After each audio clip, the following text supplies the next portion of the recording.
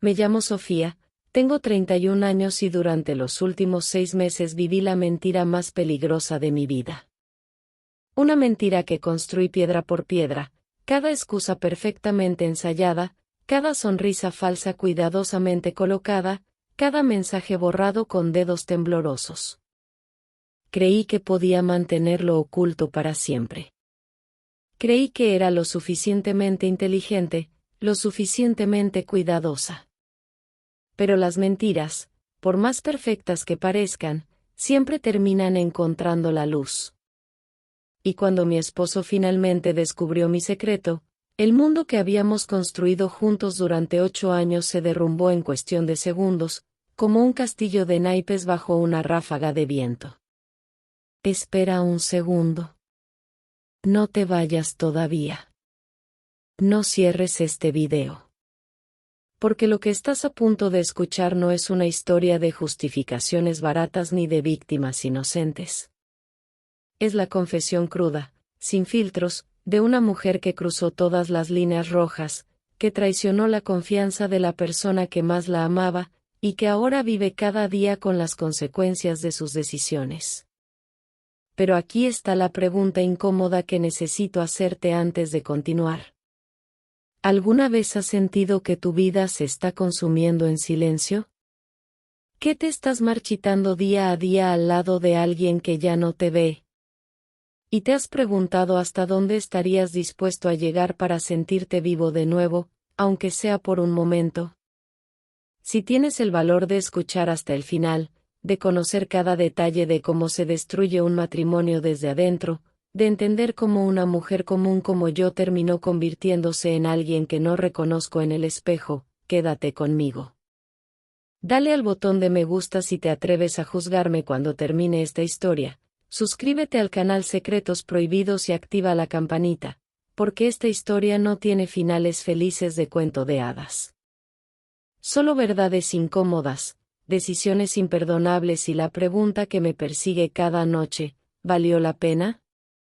¿Te atreves a entrar en mi mundo? Mi matrimonio con Javier comenzó hace 8 años, cuando ambos éramos estudiantes de comunicación en la universidad. Nos conocimos en una clase de teoría de medios, 2 jóvenes llenos de sueños y planes grandiosos. Él era ese tipo de hombre que todos notaban cuando entraba a una habitación. Alto, de complexión atlética, con esa sonrisa segura que te hace creer que todo estará bien. Inteligente, ambicioso, con esa determinación férrea de triunfar que a mí me parecía admirable. Yo era la chica que todos decían que tenía suerte de estar con él. La afortunada. La bendecida. Nos casamos a los 2 años de relación. Fue una boda sencilla, sin lujos excesivos, pero llena de promesas sinceras. Te amaré siempre, dijimos frente al altar. En las buenas y en las malas. En la riqueza y en la pobreza. En la salud y en la enfermedad. Hasta que la muerte nos separe. Pronunciamos esas palabras con la convicción absoluta de quien cree que el amor puede conquistarlo todo. Éramos tan jóvenes. Tan ingenuos. Los primeros años fueron buenos.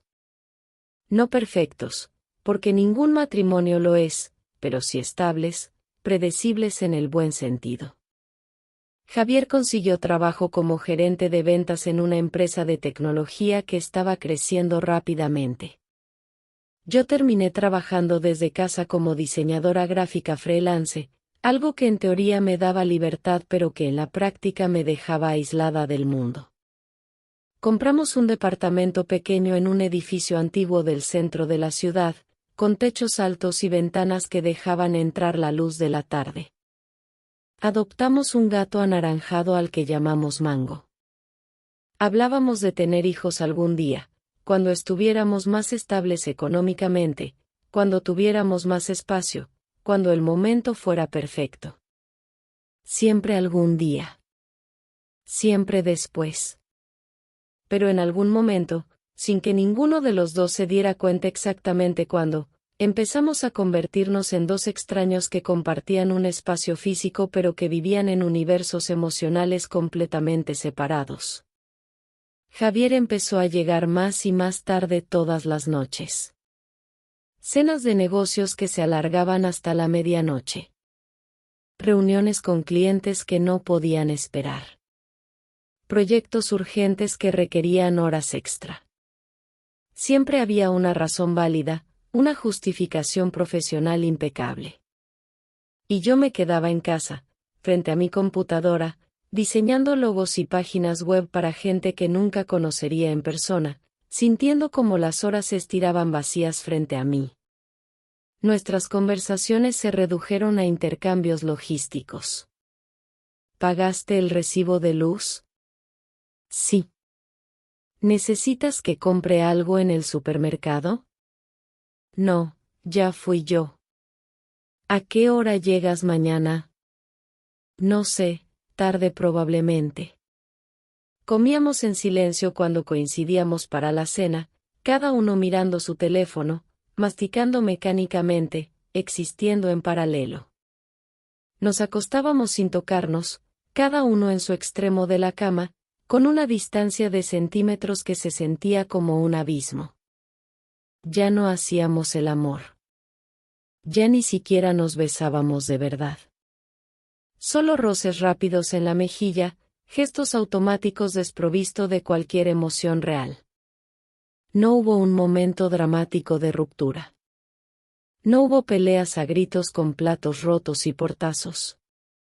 Solo un vaciamiento lento, silencioso, como un tanque de gasolina que se agota sin que nadie se dé cuenta hasta que el motor se apaga completamente y te quedas varado en medio de la carretera. Intenté hablar con él varias veces. Javier, siento que ya no nos vemos, que ya no hablamos de verdad. Siento que somos compañeros de piso más que esposos.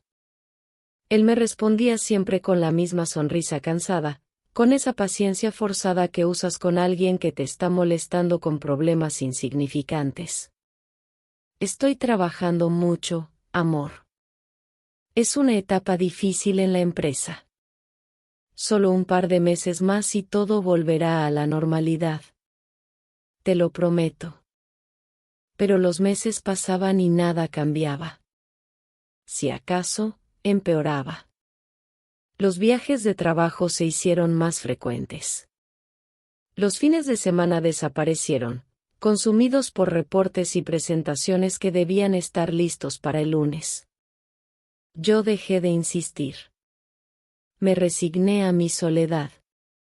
Me convencí a mí misma de que así era la vida adulta, que todos los matrimonios pasaban por esto, que el sacrificio valía la pena para mantener la estabilidad económica.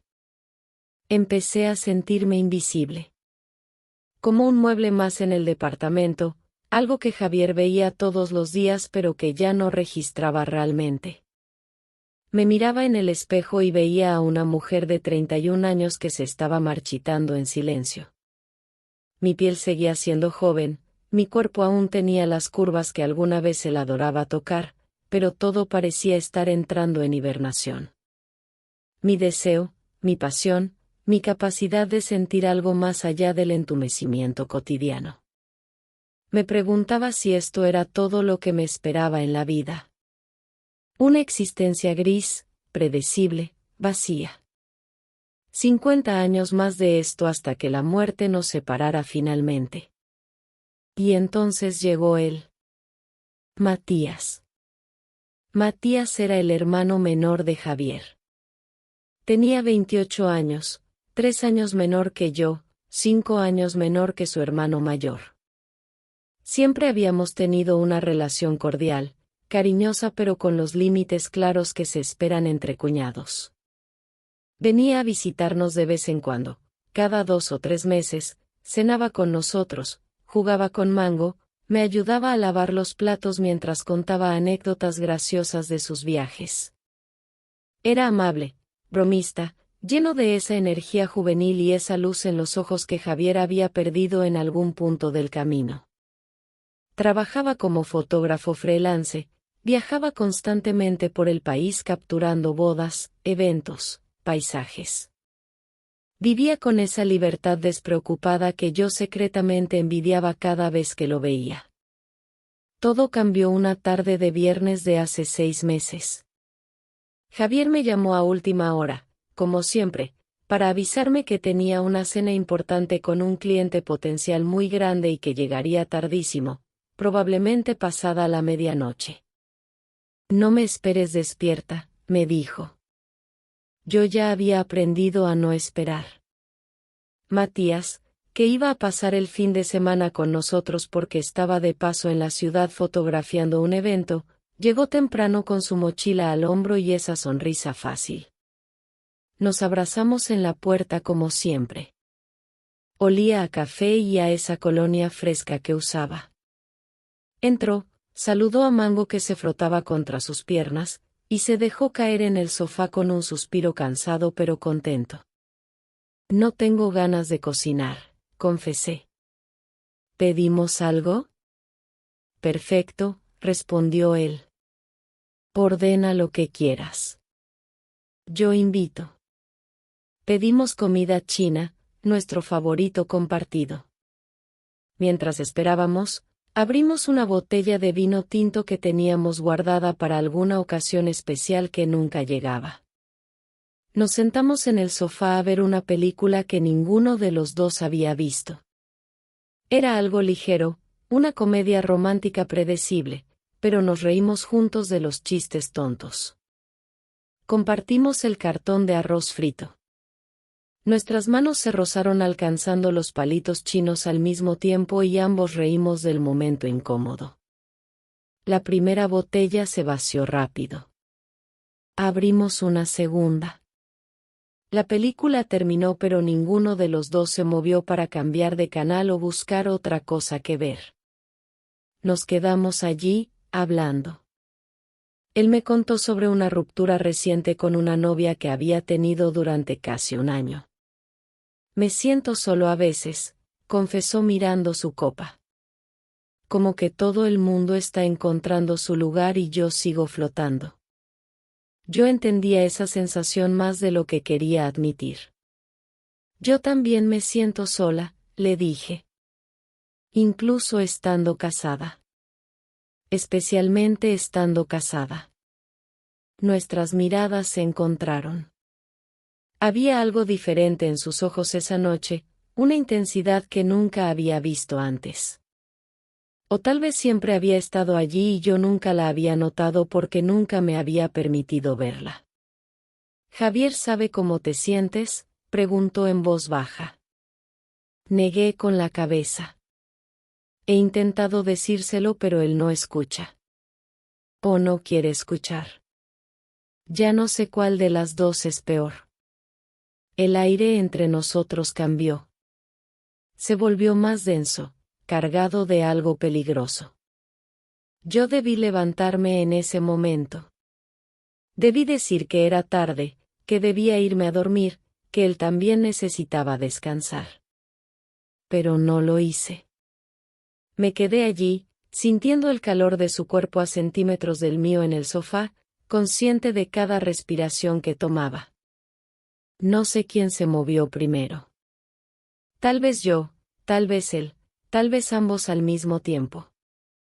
De repente nuestros labios se encontraron y todo lo demás dejó de existir.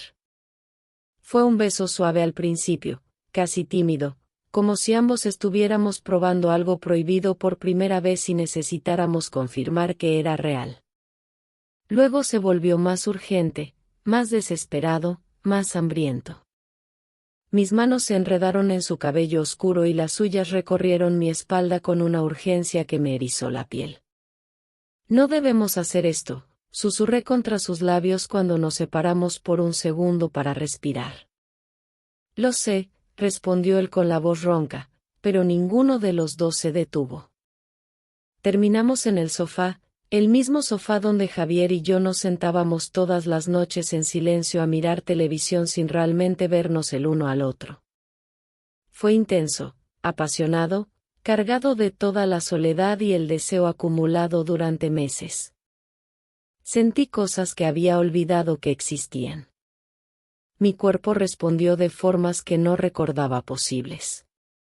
Cuando terminó, nos quedamos allí, respirando agitadamente, mirando al techo, procesando la magnitud de lo que acabábamos de hacer. Esto no puede volver a pasar, dije finalmente. Nunca más. Él asintió, pero pude ver en sus ojos que era una promesa que ninguno de los dos creía. Me levanté, me vestí con manos temblorosas, y me fui a mi habitación. Esa noche no dormí. Me quedé despierta mirando el techo, escuchando a Javier llegar pasada la 1 de la madrugada, tambaleándose ligeramente por el alcohol de la cena de negocios. Se metió en la cama sin tocarme, como siempre, y en minutos estaba roncando suavemente. Yo me quedé despierta, sintiendo el peso de la culpa aplastándome el pecho, pero también, y esto era lo que más me asustaba, sintiendo una chispa de vida que había olvidado que podía existir dentro de mí. A la mañana siguiente, Matías y yo actuamos como si nada hubiera pasado. Buenos días, dijimos con sonrisas forzadas. Desayunamos con Javier, conversamos sobre trivialidades, y cuando Matías se fue ese domingo por la tarde, nos despedimos con un abrazo rápido y formal. Pensé que ahí terminaría todo. Que había sido un desliz de una noche, un error nacido del vino y la soledad, algo que podíamos enterrar y olvidar. Pero una semana después, Matías encontró una excusa para volver.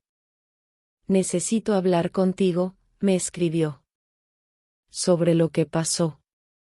Necesitamos aclararlo. Javier estaba en uno de sus viajes de trabajo, ausente por 3 días.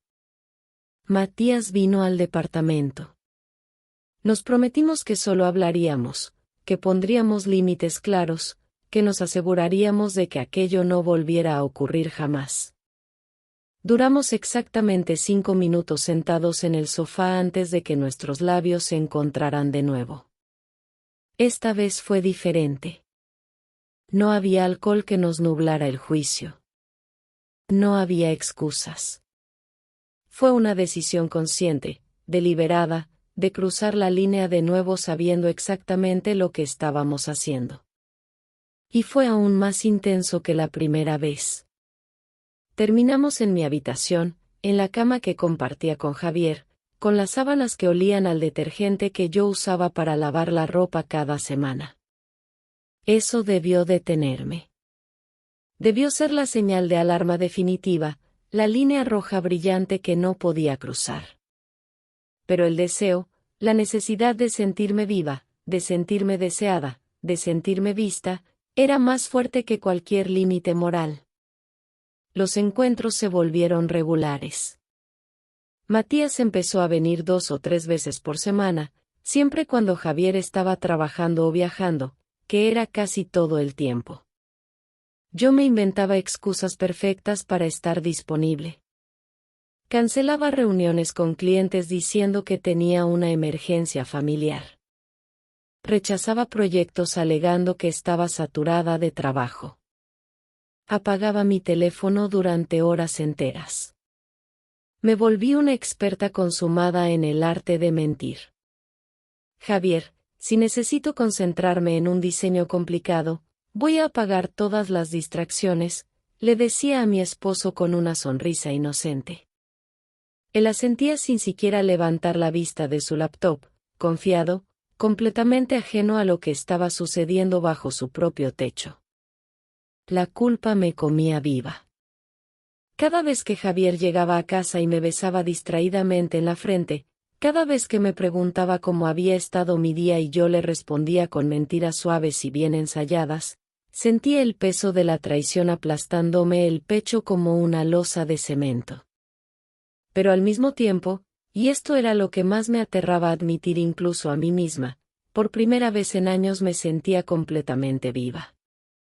Matías me miraba como si yo fuera la única mujer en el mundo. Me tocaba con una reverencia mezclada con pasión que me hacía temblar. Hablábamos durante horas después, acostados en la cama, sobre nuestros sueños más profundos, nuestros miedos más oscuros, nuestras vidas en formas que Javier y yo no habíamos hablado en años. Empecé a justificarme de maneras cada vez más elaboradas. Javier me abandonó emocionalmente primero, me repetía como un mantra. Él rompió el matrimonio con su indiferencia, con su ausencia constante, con su incapacidad de verme. Yo solo estoy tomando lo que él dejó de darme hace mucho tiempo. Pero en el fondo, en ese lugar honesto donde no podemos mentirnos a nosotros mismos, sabía que eran excusas baratas. Sabía que lo correcto, lo honorable, era terminar con Javier antes de buscar consuelo en los brazos de alguien más. Pero no tuve el valor. Quería tener las dos cosas. La seguridad y estabilidad del matrimonio y la pasión ardiente del romance prohibido. Los meses pasaron volando. 3, 4, 5, 6. Javier no notaba absolutamente nada, demasiado consumido por su trabajo, demasiado ciego por la confianza que tenía en mí. Matías y yo nos volvimos cada vez más descuidados, más confiados en nuestra capacidad de mantener el secreto. Dejábamos mensajes sin borrar pensando que los eliminaríamos después. Nos tomábamos más tiempo del estrictamente necesario para despedirnos en la puerta. Una tarde, Matías olvidó su sudadera favorita tirada en el respaldo del sofá. La escondí rápidamente en el fondo de mi closet antes de que Javier llegara, pero fue una señal clara. Nos estábamos volviendo peligrosamente imprudentes. El día que todo explotó fue un martes. Un martes común y corriente que debía ser como cualquier otro día normal. No hubo señales apocalípticas. No llovió fuego del cielo. El sol salió como siempre. Javier se fue temprano a una reunión importante en las oficinas centrales. Matías vino por la mañana, como había hecho decenas de veces antes. Pasamos las horas juntos, perdidos en nuestro mundo secreto donde solo existíamos nosotros dos. Cuando él se fue al mediodía, yo me di una ducha larga y caliente, intentando lavar la culpa junto con el jabón, un ritual inútil que repetía cada vez. Me puse ropa limpia. Preparé café. Me senté frente a mi computadora a trabajar en un logo para un cliente nuevo, intentando fingir normalidad. Javier llegó a casa inesperadamente a media tarde. La reunión terminó antes de lo previsto, me explicó. Entró al departamento con una sonrisa, algo cada vez más raro últimamente. Traía comida china en bolsas de papel, mi comida favorita. Pensé que tal vez podíamos tener una tarde juntos, dijo con una ternura que no había mostrado en meses. Como antes. Como cuando éramos felices. El gesto me conmovió y me destrozó al mismo tiempo en medidas iguales. Aquí estaba mi esposo, el hombre con quien me había casado hace 8 años, intentando reconectarse conmigo, haciendo un esfuerzo real por primera vez en mucho tiempo, y yo acababa de estar en los brazos de su hermano menor apenas 3 horas antes. La ironía era tan cruel que casi me hizo reír histéricamente. Comimos en silencio, pero era un silencio diferente, más ligero que el habitual. Él me contó detalles sobre su reunión, sobre un proyecto nuevo emocionante que venía. Yo fingí interés, asentí en los momentos apropiados, sonreí cuando debía sonreír. Entonces su teléfono vibró en la mesa. Era su madre. Contestó con el altavoz mientras terminaba de comer. Hablaron brevemente sobre una reunión familiar que se estaba planeando para el próximo mes. Y entonces, al colgar, Javier me hizo una pregunta casual, una pregunta completamente inocente que heló mi sangre en las venas. Por cierto, mi mamá me preguntó por Matías. Dice que está en la ciudad hace semanas y que nadie lo ha visto. ¿Ha venido por aquí últimamente? Hace mucho que no lo veo. Sentí que el piso se abría bajo mis pies como en una película de desastres. El tiempo se ralentizó. Hace mucho que no lo veo. Pero Matías había estado allí esa misma mañana. Y 3 días antes. Y la semana anterior. Y cada semana durante los últimos 6 meses. Tragué saliva con dificultad. El bocado de arroz frito se sentía como arena en mi garganta. No, mentí, sorprendiéndome de lo firme que salió mi voz a pesar del pánico que sentía. No ha venido. Tal vez está ocupado con trabajo. Javier frunció el ceño, claramente extrañado. Qué raro. Matías siempre viene a vernos cuando está en la ciudad. Es como su segunda casa. Le voy a escribir para invitarlo a cenar algún día de estos. Sacó su teléfono. Yo observaba hipnotizada sus dedos moverse sobre la pantalla táctil, escribiendo un mensaje casual a su hermano, completamente ajeno al hecho de que estaba a punto de detonar una bomba nuclear en nuestras vidas. Mi corazón latía tan fuerte que estaba segura de que él podía escucharlo retumbando en mi pecho. Los segundos se estiraron como chicle, interminables. Entonces el teléfono de Javier vibró con la respuesta de Matías. Javier leyó el mensaje. Vi cómo su expresión cambiaba en tiempo real, como ver a alguien envejecer años en segundos. La sonrisa se desvaneció lentamente. Sus cejas se fruncieron en confusión. Sus labios se apretaron en una línea delgada. Levantó la vista hacia mí con una mirada que nunca le había visto antes, una mirada que mezclaba confusión, sospecha y algo más oscuro que comenzaba a formarse en las profundidades de sus ojos. Matías dice que ha venido varias veces. Su voz era cuidadosamente neutral, pero podía escuchar la tensión vibrando debajo de cada palabra. Dice que te ha visto. Que han pasado tiempo juntos.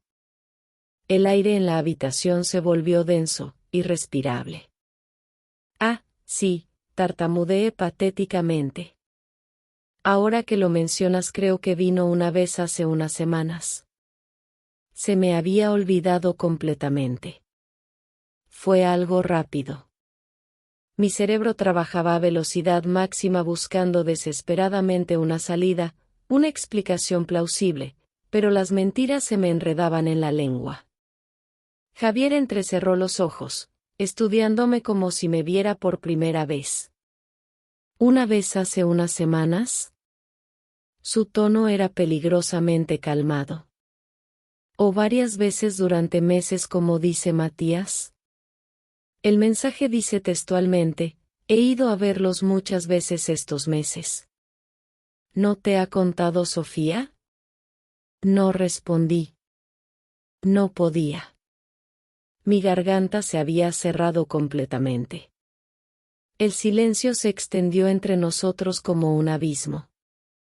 Javier se levantó de la mesa lentamente.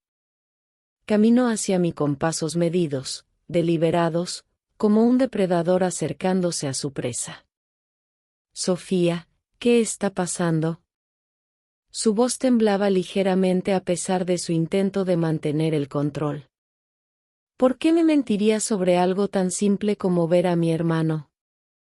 Nada, intenté decir, pero la palabra salió quebrada, poco convincente. Él negó con la cabeza, incrédulo. No. No me digas que nada. Conozco esa mirada. Después de 8 años de matrimonio te conozco. Algo está pasando y necesito que me lo digas ahora mismo. Las lágrimas comenzaron a rodar por mis mejillas sin mi permiso. Yo no quería que fuera así. No quería que se enterara de esta forma.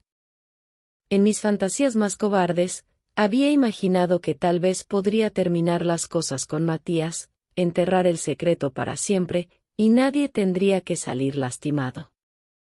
Pero las fantasías nunca sobreviven al contacto con la realidad. Javier, lo siento, susurré. La frase más inútil e inadecuada del mundo. Lo siento tanto. Vi cómo la comprensión llegaba a su rostro en oleadas. Fue como ver a alguien recibir un disparo en cámara lenta. Primero vino la incredulidad, sus ojos abriéndose más mientras su mente procesaba las implicaciones. Luego llegó el shock, su rostro palideciendo mientras las piezas encajaban en su lugar. Finalmente llegó el dolor, crudo y devastador, transformando sus rasgos en una máscara de agonía. No, dijo en voz baja. No, no, no. Con Matías. Retrocedió varios pasos tambaleándose como si lo hubiera golpeado físicamente. ¿Con mi hermano, Sofía? ¿Con mi hermano menor? Yo no pude sostenerle la mirada. Bajé la cabeza, llorando abiertamente, temblando de pies a cabeza. Él se quedó allí parado durante lo que pareció una eternidad, procesando, intentando comprender algo incomprensible. Y entonces explotó. Agarró su teléfono de la mesa y lo lanzó contra la pared con toda su fuerza. El aparato se estrelló con un crujido horrible y cayó al suelo hecho pedazos, la pantalla destrozada brillando con fragmentos de luz. ¿Cuánto tiempo?, gritó, su voz rompiéndose. ¿Cuánto tiempo llevas acostándote con mi hermano en mi propia casa, en mi propia cama? 6 meses, confesé en un hilo de voz apenas audible. Las palabras salieron como cristales rotos de mi garganta. Él soltó una risa. Una risa horrible, amarga, histérica que sonaba como algo quebrándose por dentro. 6 meses. Medio año. 180 días. Mientras yo trabajaba como un idiota, matándome en esa oficina para darnos una buena vida, para pagar este departamento, tú estabas aquí follando con Matías. Me miró con un desprecio tan puro que sentí que me quemaba la piel. Eres un monstruo, Sofía. Un monstruo egoísta. Javier, por favor, déjame explicar, intenté acercarme con las manos extendidas. Él levantó las suyas como si yo fuera algo tóxico. No me toques. No te atrevas a poner tus manos traidoras sobre mí. Agarró sus llaves del gancho junto a la puerta, su cartera de la mesa. Me voy. No quiero verte. No puedo ni siquiera mirarte sin querer. Se detuvo, respirando pesadamente, intentando controlarse. Solo vete al infierno. Y salió, azotando la puerta con tanta fuerza que los cuadros en la pared temblaron. El sonido reverberó en el departamento vacío como un trueno. Me quedé sola, paralizada en medio de la cocina. El silencio que siguió era ensordecedor, roto solo por el sonido de mis propios sollozos. Me dejé caer al suelo, abrazándome las rodillas, y lloré hasta que no me quedaron lágrimas, hasta que mi garganta estaba en carne viva, hasta que el sol se puso y la oscuridad llenó el departamento. Llamé a Matías con dedos temblorosos. Él contestó al tercer tono, su voz preocupada. ¿Sofía? ¿Qué pasa? Javier sabe, dije con la voz rota. Sabe todo. Hubo un largo silencio del otro lado. Podía escuchar su respiración acelerada. Mierda. Sofía, esto se salió completamente de control. Necesitamos parar. Ya. Y colgó sin decir nada más. Javier no volvió esa noche. Ni la siguiente. Ni la siguiente. Me quedé sola en el departamento que de repente se sentía demasiado grande y demasiado vacío. Mango me miraba con sus ojos amarillos como si supiera que algo terrible había sucedido. Intenté trabajar pero no podía concentrarme. Intenté comer pero todo me sabía a cartón. Intenté dormir pero las pesadillas me despertaban cada hora. 3 días después, Javier me mandó un mensaje frío, impersonal. Voy a quedarme en casa de un amigo por un tiempo. Necesito espacio para pensar. No me busques. No me llames. Respeta al menos eso. Respeté su petición aunque cada minuto sin saber de él era una tortura. Matías tampoco respondía mis llamadas ni mis mensajes. Me había quedado completamente sola, abandonada por los dos hombres que había involucrado en mi desastre. Una semana después, un sábado por la mañana, Javier apareció en la puerta. Se veía demacrado, con ojeras profundas y barba de días. Traía papeles en la mano. Entró sin saludarme, fue directo al sofá y dejó caer los documentos en la mesa de centro. Son los papeles del divorcio, dijo sin emoción, con una voz completamente muerta. Ya los firmé yo. Solo necesito que tú los firmes también. No hay nada que discutir. No hay vuelta atrás. Esto se acabó, Sofía. Nuestro matrimonio está muerto. Intenté hablar. Intenté explicar. Intenté suplicar. Las palabras se atropellaban en mi boca, desesperadas por salir. Pero él levantó una mano deteniéndome. No hay nada que decir. Nada que puedas decir va a cambiar lo que hiciste. Destruiste 8 años en 6 meses. Elegiste a mi hermano, a mi propia sangre, por encima de nuestro matrimonio. Ahora vive con esa decisión el resto de tu vida. Hizo una pausa, mirándome con esos ojos que alguna vez me miraron con amor y ahora solo mostraban dolor. Por cierto, Matías también salió de mi vida para siempre. Le dije que no quiero volver a verlo jamás. Cambió su número.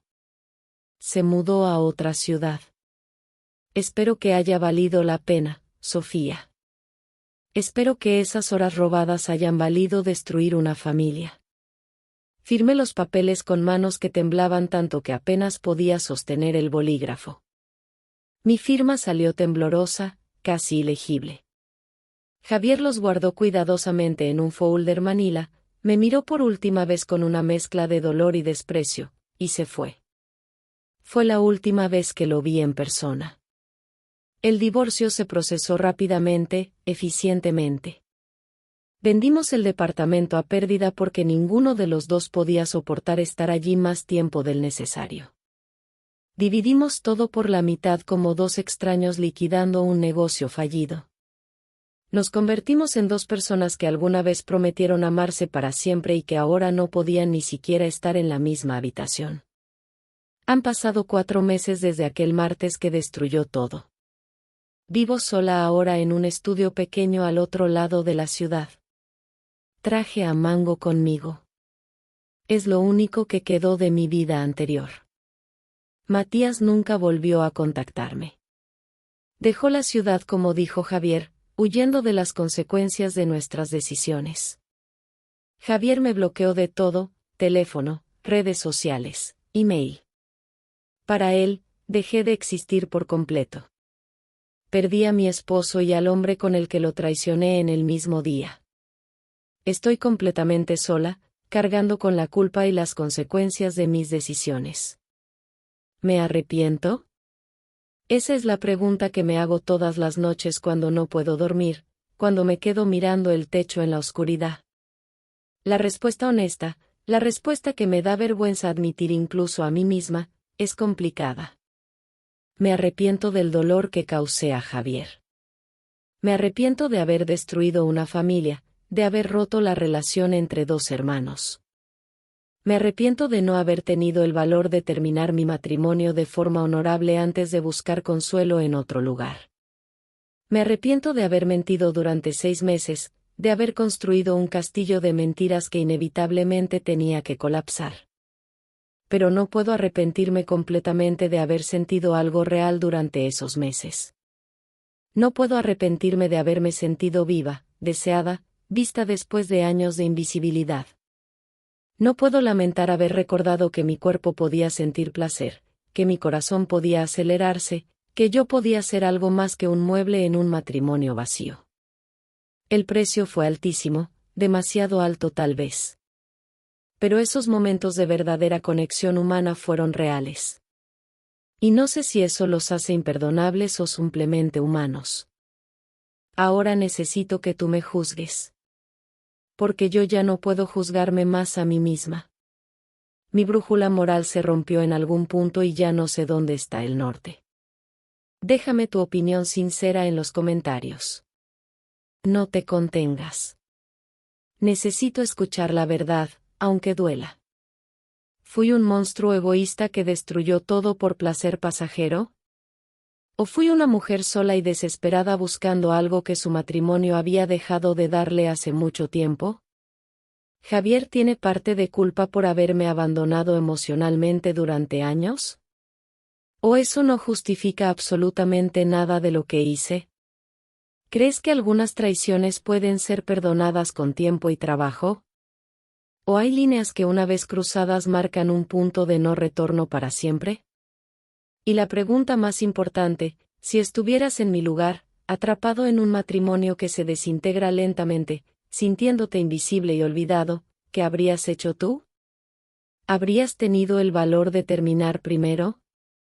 ¿O también habrías caído en la tentación de sentirte vivo de nuevo aunque fuera de la forma equivocada? Quiero leer cada uno de tus comentarios. Voy a estar respondiendo porque necesito entender si hay alguna redención posible para alguien como yo, o si algunos errores simplemente son demasiado grandes para ser perdonados. Si esta historia te impactó de alguna forma, si te hizo sentir algo aunque sea ira hacia mí, dale like al video. Tu reacción, sea cual sea, significa que esta historia llegó a ti. Suscríbete al canal Secretos Prohibidos porque aquí contamos las verdades que nadie más se atreve a confesar, las historias que viven en las sombras de vidas aparentemente normales. Activa la campanita para no perderte la próxima confesión. Nos vemos en la próxima historia.